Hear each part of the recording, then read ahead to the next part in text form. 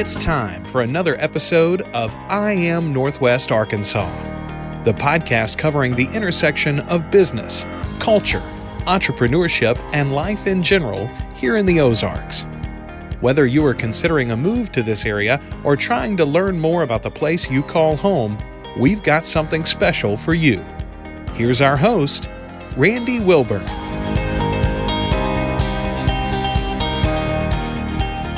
Hey folks, and welcome back to another episode of I Am Northwest Arkansas. I'm your host, Randy Wilburn, and I am excited to be with you as I always am. And today I'm even more excited because I have a special guest with me today. And this individual is actually the daughter of a very good friend of mine, somebody that I've befriended over the past couple of years. And just really, we got a chance to know each other during the pandemic. And he has been an outstanding person to have in my corner and just a very great encourager. His name is Henry Ho, and he has a daughter named Christina Williams. And Christina is the executive director of CirclesNWA. And when Henry originally told me about the program and about what they were doing, I was like, man, I got to have these guys on the podcast. And so we worked it out, and Christina was kind enough to have coffee with me one day, and we got a chance to, she really kind of bore her soul on the mission of Circles and what they're doing here in Northwest Arkansas. And again, in my mind, it's like, this is like another best kept secret. I keep running across these best kept secrets here in Northwest Arkansas that people just don't know about. And CirclesNWA is one of them. And so without further ado, I want to welcome Christina Williams to the I Am Northwest Arkansas podcast. Christina, how are you doing this morning? I'm doing great. Thanks so much for having me. Absolutely. Absolutely. Well, it's good to have you here. And I'd love for you just to kind of tell the audience just quickly your superhero origin story before we jump into CirclesNWA, because there's a lot to cover here today. Yeah. So I actually grew up in Hong Kong, spent my early childhood 6 years there. And I say that because I think it really connects to kind of where I am now, but spent my kindergarten through fifth grade around a very diverse community, people from so many different countries, so many different backgrounds. And that was just normal for me. And so I kind of had that at the beginning of my life. And then we moved here to Fayetteville, and I graduated from Fayetteville High School and went to school in Greenville, South Carolina at a small liberal arts school called Furman University. Actually, both my parents went there, so followed in their footsteps. So you're a legacy. Yes, I am. And it was at Furman where I found my love of sociology. And my parents were really cool and let me study what I was passionate about. Yeah. Sociology just gave me this really new perspective on how to see the world, how to understand kind of some of these problems that we see, and specifically how kind of individual personal challenges connect to bigger social issues. And I find that often, we tend to default to these personal, moral character flaws in people to describe why they're, maybe why they don't have a job is because they're lazy, or why they're in prison is because they're just a bad apple. Right. But sociology taught me this new perspective, and to ask the question, like, why does it make sense that people are the way they are? Sure. To look bigger than just those potential character flaws. And I think that just gave me a real sense of compassion for people and a desire to dig deeper to understand what's going on, that we see these patterns, these recurring problems in our community. And sociology also gave me research skills. And so I actually started my career out in market research. Okay. And, that taught me how just to learn about people. So how to identify the problem, how to ask good questions, draw insight from data. And so I've always had that kind of researcher, question asker mind. And when I was working in the business world, I also had the opportunity to volunteer with a group that had started a business in northern India. And I was kind of their stateside administrative person because the founders lived in India. And so when they needed checks deposited, money wired, talk to the bank, I was there. And so because I was doing that work, they invited me and my husband to come over to India, kind of a learning trip. And so we got to go visit. And this visit really, I think, kind of set the trajectory for the next 10 years of what we've been pursuing. But it was a company that started a business making handbags, really trying to bring into fashion the traditional art of Indian block printing. Okay. But they were also specifically set out to employ people that were, they would say, the poorest of the poor. So people with disability, people with and living in intense poverty, begging on the streets, people recovering from drug addiction, alcohol. They brought them together, gave them a job. And so you had this really interesting, diverse community of people working together, eating together, building community together. And it was just the most beautiful, impactful experience I think we had had. And we came back from that trip, like, how do we find this here in Northwest Arkansas? Yeah. And obviously, Fayetteville is very different than India. Sure. There's not just like swaths of people everywhere. And so we were kind of at a loss at first of like, where do we even go to find this? And specifically to be around people that have had a very different experience of Northwest Arkansas than we've had. Right. And so, we knew that there was a lot of different community meals, soup kitchens. And so that's where we started out. We went and started eating lunch at the soup kitchens. Okay. We would go stand in line with people. We would go through the line with people. And that was a new experience for me. I'd always been on the other side serving the meal. Right. And so that was, if I'm honest, that was really hard. It was kind of embarrassing to have to be on the other side. But we would do that. We'd sit down and eat with people, get to know them, hear their stories. And over time, we built real friendship with people. And then we started having people into our home. We do our annual, for many, many years, we did our annual Friendsgiving. Okay.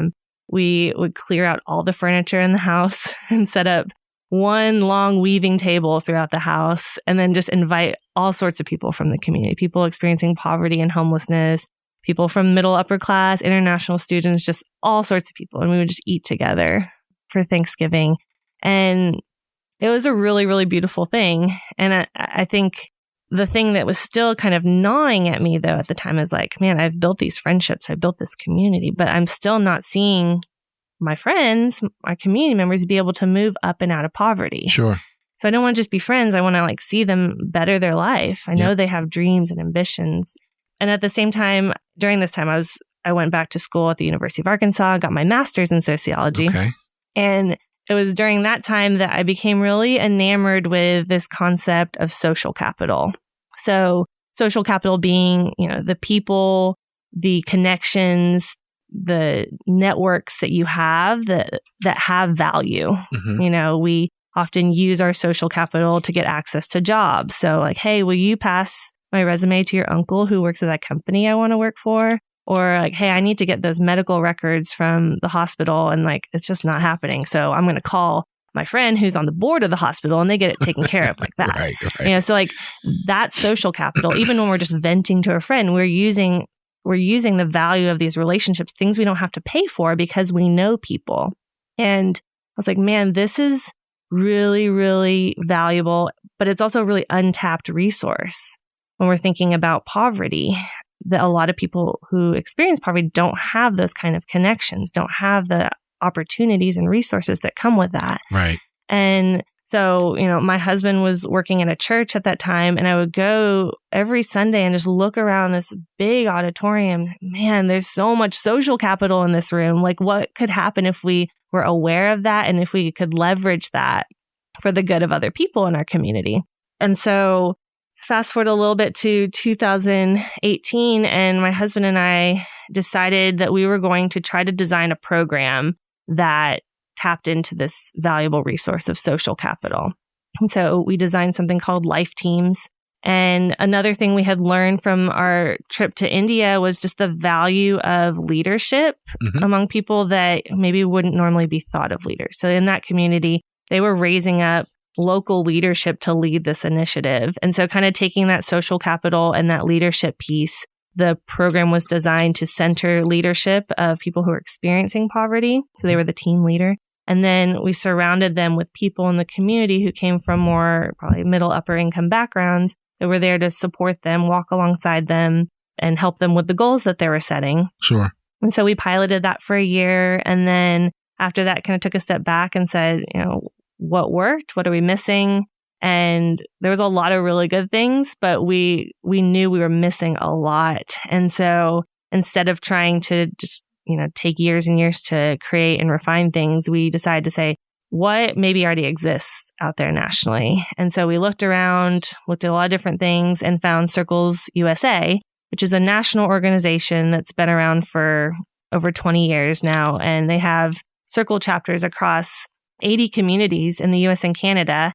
And so we decided to partner with them and bring a chapter of Circles here to Northwest Arkansas as CirclesNWA. And it's the first in the state of Arkansas. Wow.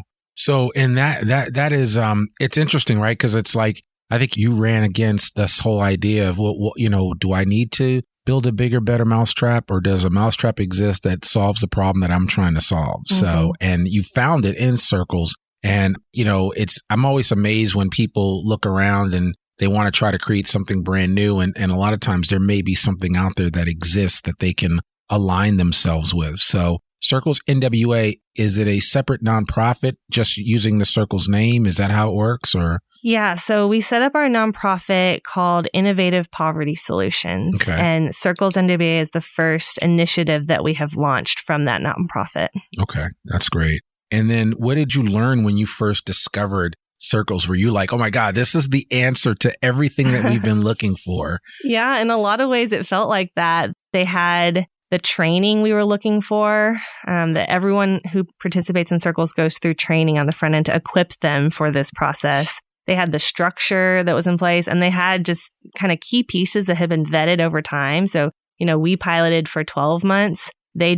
Circles does 18 months. Okay. And there's a reason for the difference. And so to be able to just kind of step into that and feel confident, like there's a reason we do 18 months. There's a reason we train people, and the type of content that we train them in was really helpful in kind of getting us up and going really fast. Yeah. And so in the time that you discovered Circles and learned more about the difference that it was making in other communities, was there kind of like an aha moment or something that you learned about the 20 years that Circles has been in existence that really cemented the idea that we could really use this here and benefit from it based on the ideas that we want to see executed in Northwest Arkansas to fight poverty? Mm-hmm.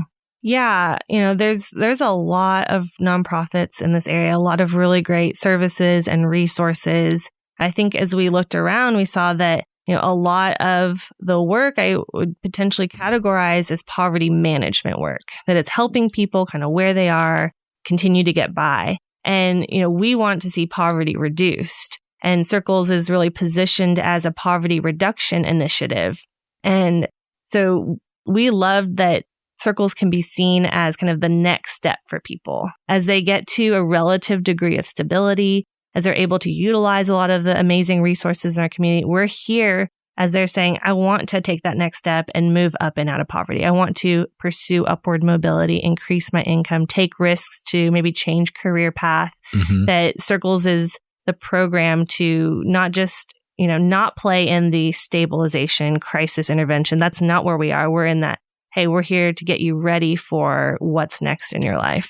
And to be clear, there is a place for all of those things, but you guys are kind of saying, okay, how do we, add gasoline to this fire that of growth that we're trying to experience and get people moving out of poverty even, right? I mean, that's the whole idea here. It's like, poverty is not a pet. It's not something that you keep around. If you can avoid it, you want to try to avoid it. And I think you guys kind of came up on something that really does make a difference. And when you find people in a local community that want to be allies to those individuals that are going through this process, it makes all the difference in the world. Can you kind of speak or give us kind of the overarching view of how CirclesNWA works to develop these individuals that are going through this process? Mm-hmm. So at Circles, we flipped the traditional mentorship model on its head and center the leadership of those who are experiencing poverty or those who are really low income. And we call our participants Circle leaders. And that's not just a name. We obviously want them to see themselves as leaders in their own life, but we also position them as leaders in Circles. And we believe they're the leaders that our community needs if we want to see real solutions to poverty. And so that's kind of the first piece of Circles, is that our participants are the leaders. And then we match Circle leaders up with 2 or 3 volunteer allies who typically come from middle or upper income backgrounds. And they commit to walking alongside a Circle leader for at least 18 months. They're there as the friend, supporter, They're not the leader. They're not the mentor. Often our allies, they may think they know the best answer, or they may know something is maybe not a good decision, but we ask them to hold back and to listen first and to really try to learn a new perspective as they're walking alongside someone. And so together they, our circle leaders write SMART goals. They work on their budgets, and their allies are there to support them in that process, both being that kind of social support net, as well as then connecting them out to different connections and opportunities that they know of in the community. Yeah, and that's where that whole piece happens in terms of relationships, right? And connections, and who do you know? And how can, you might know somebody that can help somebody that you're working with. So, there's all kinds of benefits. It's funny because I literally, the day that we're recording this podcast, I just spent, an hour with a bunch of Walton College of business students talking to them about the importance of relationships. And I said to them that, and these kids are all young. I'm in my 50s. These kids are all 18, 19, 20. And I'm like, listen, if there's one lesson that you learn early on, that relationships do matter, not from a transactional standpoint, but from a relational one. And it can change your life fundamentally. And I think what you guys have done in essence is capture that idea in this program that you have for helping individuals that have, for whatever reason have, maybe just life's just been a little tougher for them than it has for some other folks. And I think it's important for people to realize that there's always somebody that's willing to give a helping hand, that's willing to lend an ear, that's willing to give some guidance where needed and reflect and help you to get to the place that you ultimately want to go. Mm-hmm. Yeah. And as as people are building relationships, oftentimes we can end up building relationships with people who are just like us. Yeah. And birds of a feather flock together, that kind of thing. And so, the New York Times actually just had an article in the last couple months that showed that economic connectedness, meaning kind of bringing people together across income lines, was one of the most impactful factors in seeing people move out of poverty. And so the bringing people together across socioeconomic lines, other things that divide us, is a really key way that, as we're talking about building relationships, social capital, to just expand outside of the circles that we normally operate in. Yeah. And that is so true. And you have actually a couple of events that we're going to talk about in a few minutes that are coming up, and, ways that people can get involved. But I want to just take a step back and have an understanding of, a lot of times people are like, it always pains me when I hear people say, well, I just lifted myself up from my bootstraps. And, you hear the whole Horatio Alger story. If I can do it, so can you. And I'm like, it doesn't quite work that way for individuals. But there is something that, and even in your website and on some of the documents that you put out there, you talk about specifically why for some people it is so difficult to move out of poverty. And I know it's known as the cliff effect, but I would love for you, just for our audience, just to educate them. Let's take us to school, Christina, and educate us on this, the sociologist that you are, and help people bridge that gap of thinking where it's like, because I know some people are listening to this, that you've been successful and you've done it on your own.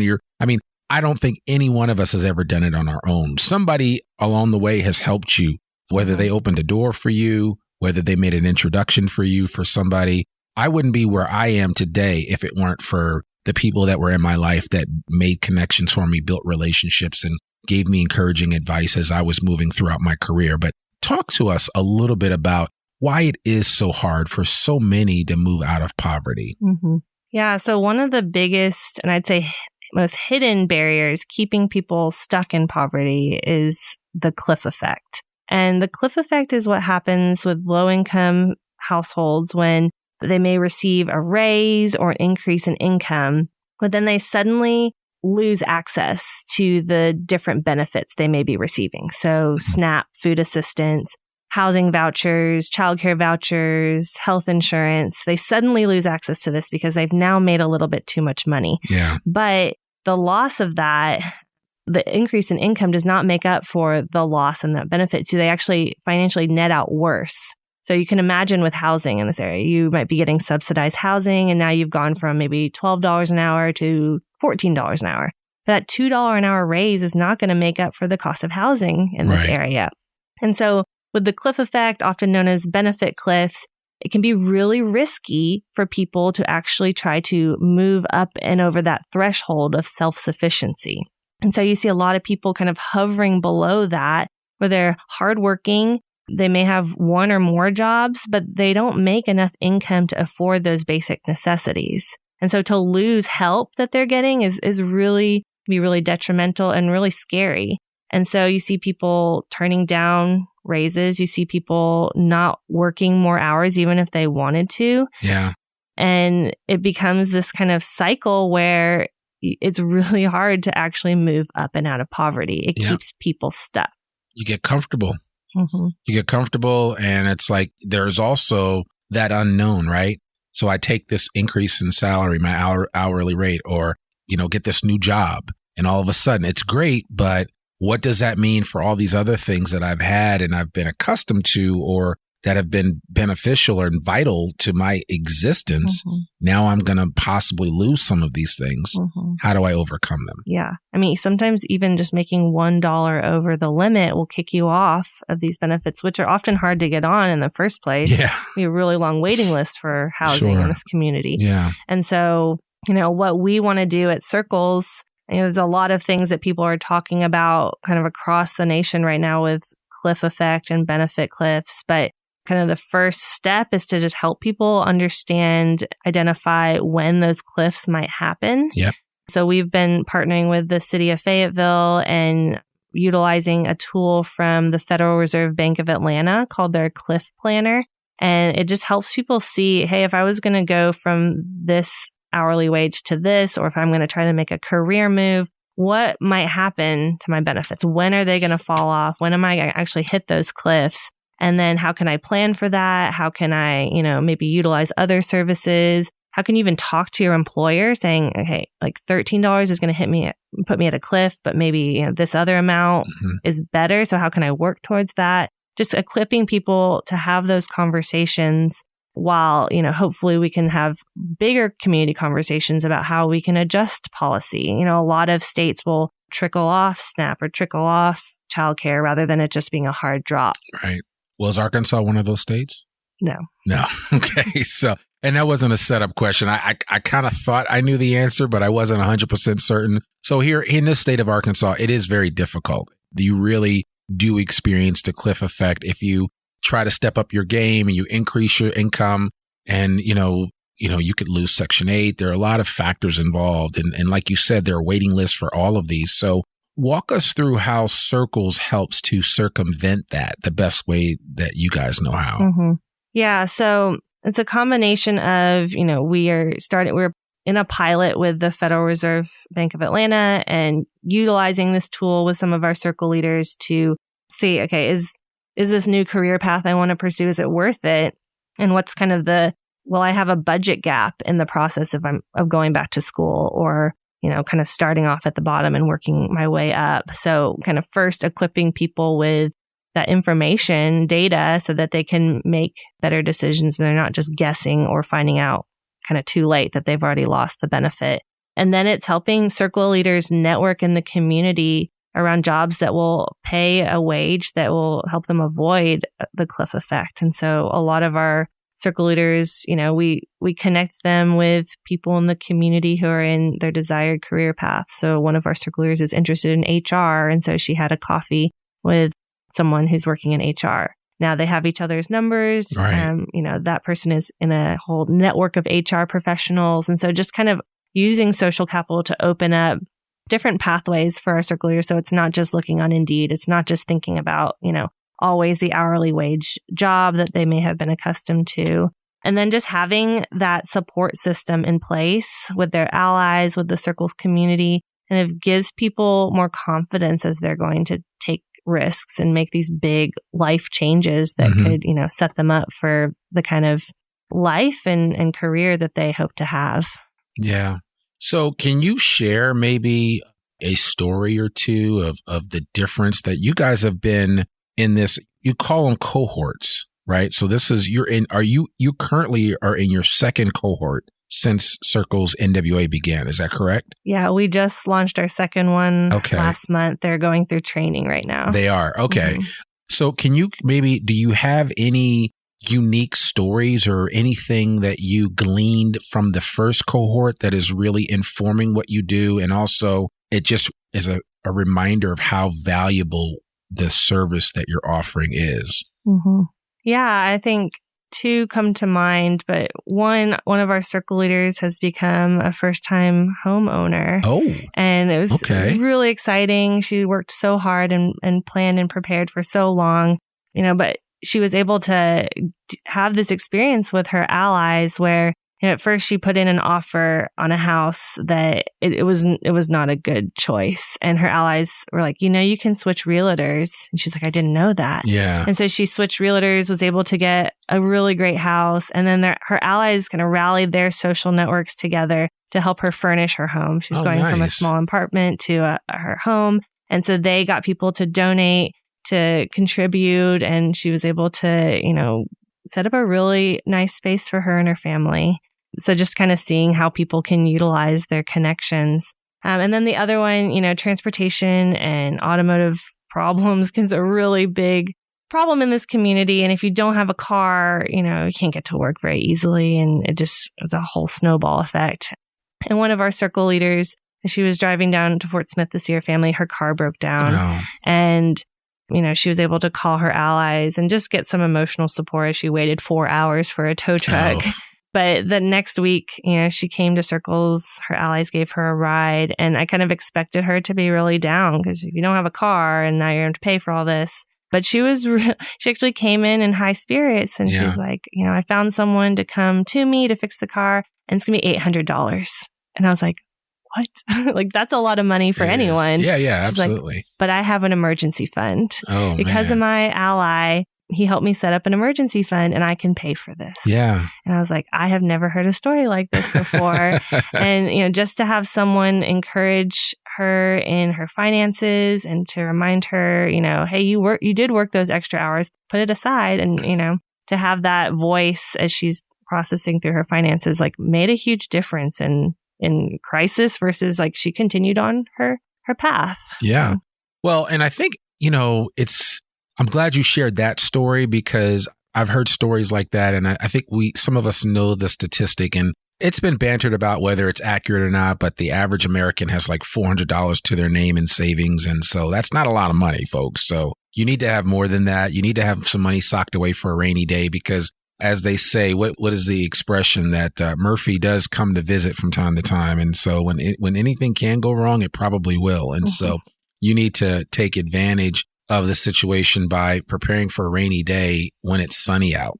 And so that's the perfect example of that. But that is a bigger problem that we have in our country. And so you are certainly addressing that at the level where you guys are focusing on these individuals. And they need to hear that. They need to know that, hey, this needs to be set aside and you never know when you're going to need it. Like I always tell people, young women that I meet especially, but anybody that will listen, I'm like, listen, AAA is your best friend, the automotive company that will come out and tow you and take care of things. Because if you have to start paying per mile to have a car towed or something like that, that can get expensive. And so sometimes just spending money in the right way can really make a huge benefit for you. And so I think, what you're doing in that story is symptomatic of some of the challenges that we face here in this country and that in any country that people face and struggle with when it comes to just not having set aside what needs to be set aside. And oh, by the way, there's a lot of people that don't do this. So it's not like that these individuals that are struggling or coming out of poverty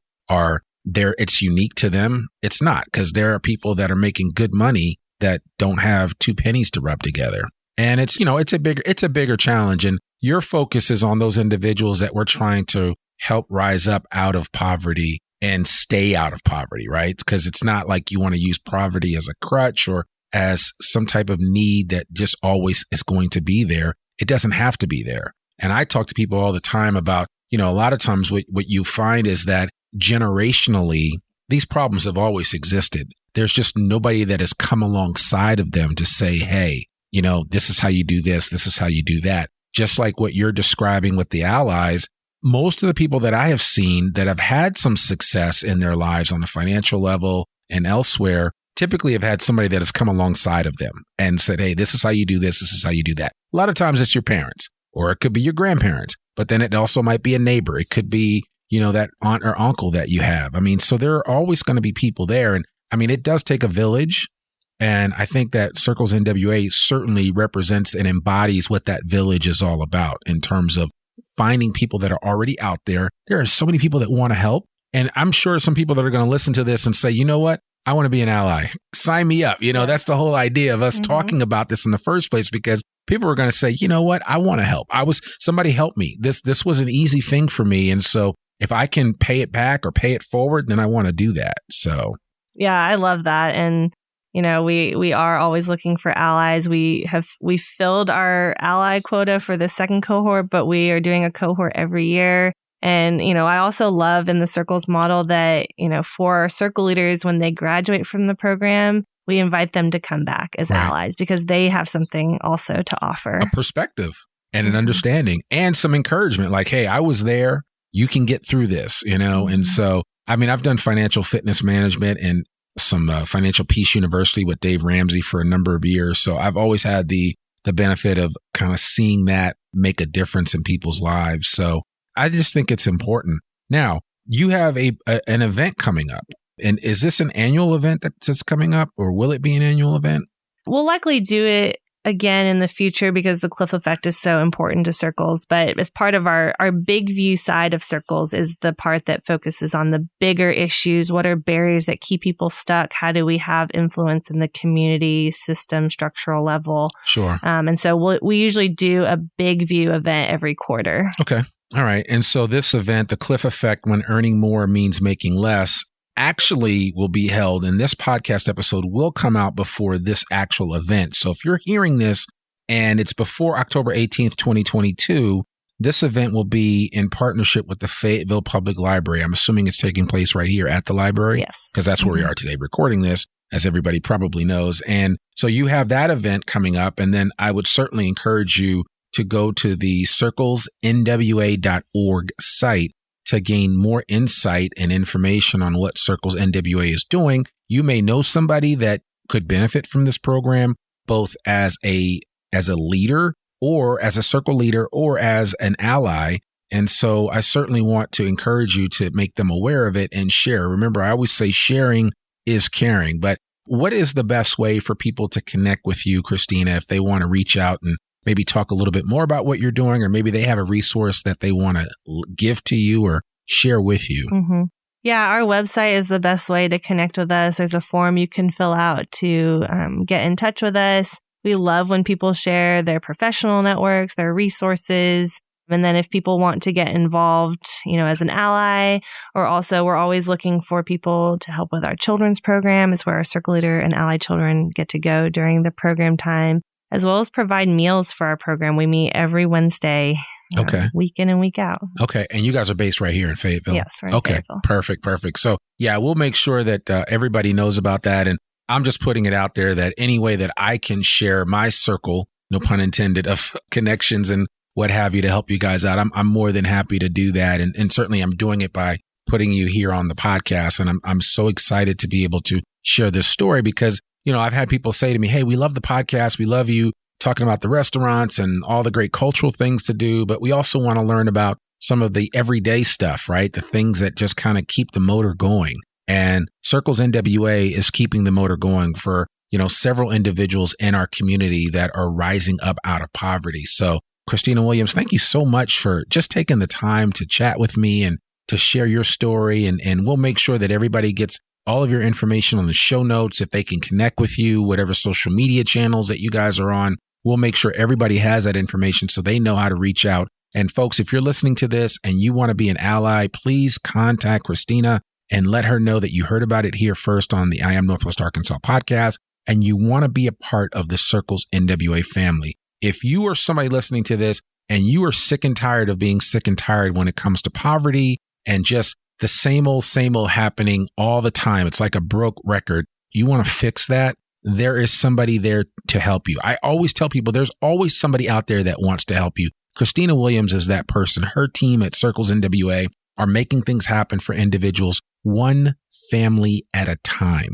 And your family could be the next one. So I really want to encourage you to reach out to Christina. Don't be embarrassed. a lot of us have been there. We've struggled through, but the idea is that if you want to see change, you have to be the change that you want to see. Period. Mm-hmm. Is that right? Or yeah. I mean, so any last words that you want to share before we close out? I think I'll also throw it out there that Circles puts out a lot of nonpartisan voter education resources. Sure, and so there is an election coming up, and it can often be really confusing what's on the ballot. And we want to make sure people feel really confident when they cast their votes. And so there's a lot of those types of resources on our website, because we know that this is where a lot of the bigger change can happen, is at our local level. So we encourage people to get involved in our local government. Your vote matters. Yes. Period. End of story. Mm-hmm. And I think in the state of Arkansas, you have until the 24th of October to register. It's actually October 11th. It is 11th. I'm sorry. Okay. So I'm getting my dates mixed up. October 11th if you've never registered to vote, you have until October 11th, 2022, so that you can actually be eligible to vote during this election cycle, which is coming up in November. Yes. So, And even people in Arkansas, if you have had a felony in the past and you've, checked all the boxes, you're done with that, you can have your right to vote reinstated. Right. And so I would encourage people to don't count yourself out and do whatever you can to register to vote. Yes, please do that. Please do that. Consider that a public service announcement of the highest order. So, well, Christina Williams, thank you so much. And last but not least, since you've lived here in Northwest Arkansas, for somebody listening that is not as familiar with this area, just recently moved here, where do you like to go when you want to let your hair down, if you will, and go have a good time or go to dinner? What's your favorite place to go to here in the area? Yeah.